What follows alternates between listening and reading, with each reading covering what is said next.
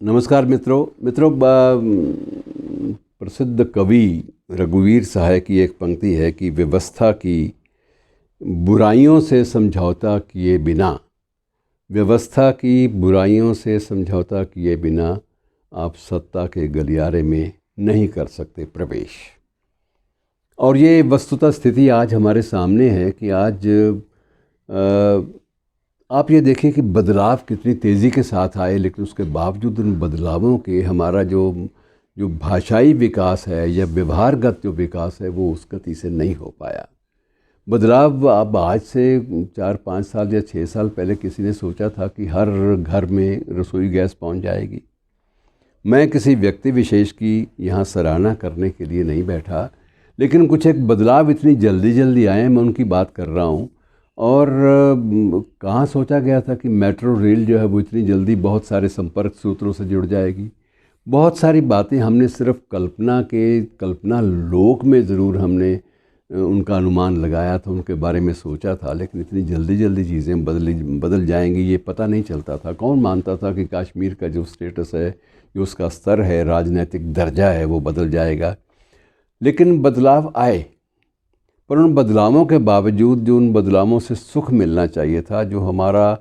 सभ्य समाज जो उभरना चाहिए था, वो नहीं उभर पाया। और उसका सबसे पहला जो उदाहरण है वो ये है कि हमारी जो भाषा है उसके बोल बहुत बिगड़ गए हैं। आज स्थिति यह है कि चाहे सत्ता पक्ष हो, चाहे प्रतिपक्ष हो, चाहे कोई भी पक्ष हो, भाषा की गरिमा या भाषा का जो सभ्याचरण है उसकी गिरावट जो है वो इतनी ज़्यादा चली गई है कि अब डर लगता है कि दोबारा भाषा का स्तर को ऊंचा उठाना हो तो क्या करेंगे, कहाँ से लाएंगे नए शब्द। तो ये चीज़ें क्यों आई हैं, अब इनके बारे में थोड़ा सा विचार कर लेना चाहिए। कि एक तो मित्रों अलग अलग विचार हैं। एक विचार ये है कि कुछ एक नए राजनीतिक दल जब अस्तित्व में आए तो ये नौबत आई, और उन नए राजनीतिक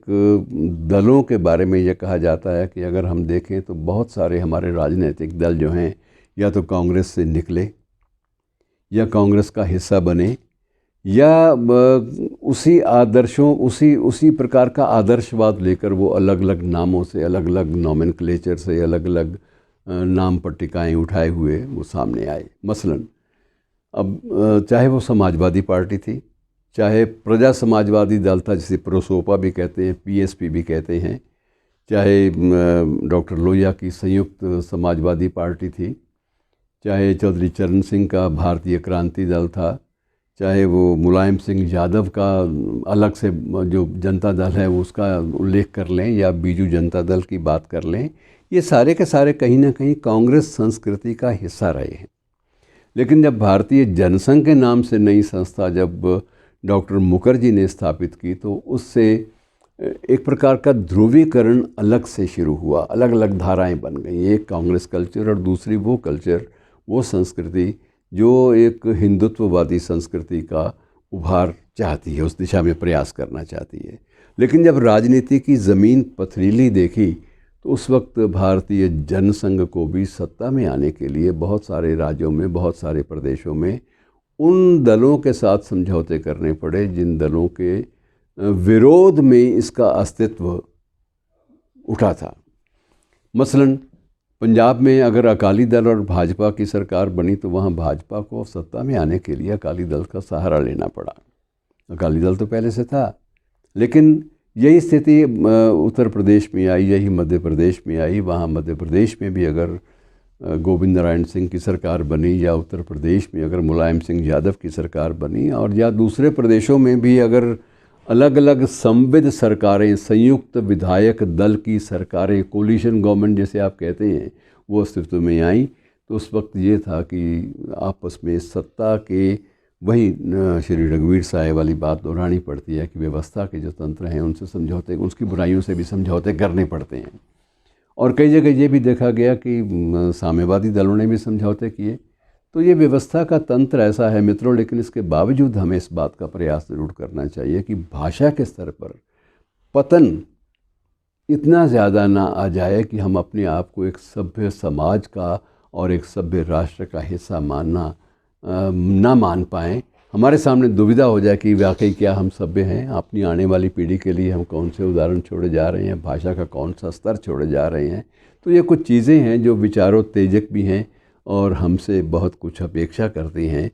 कि हम में से हम अगर अपने देश के प्रधानमंत्री को चोर कहते हैं या प्रधानमंत्री किसी प्रमुख प्रतिपक्षी नेता के बारे में कोई टिप्पणी करते हैं, तो ये सारी की सारी चीज़ें कहीं ना कहीं गरिमाओं का विनाश करती हैं।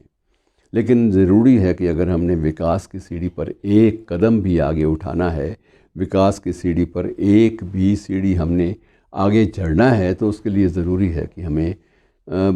एक सभ्य समाज की तरह से आचरण करना ही पड़ेगा। इसका कोई विकल्प नहीं है।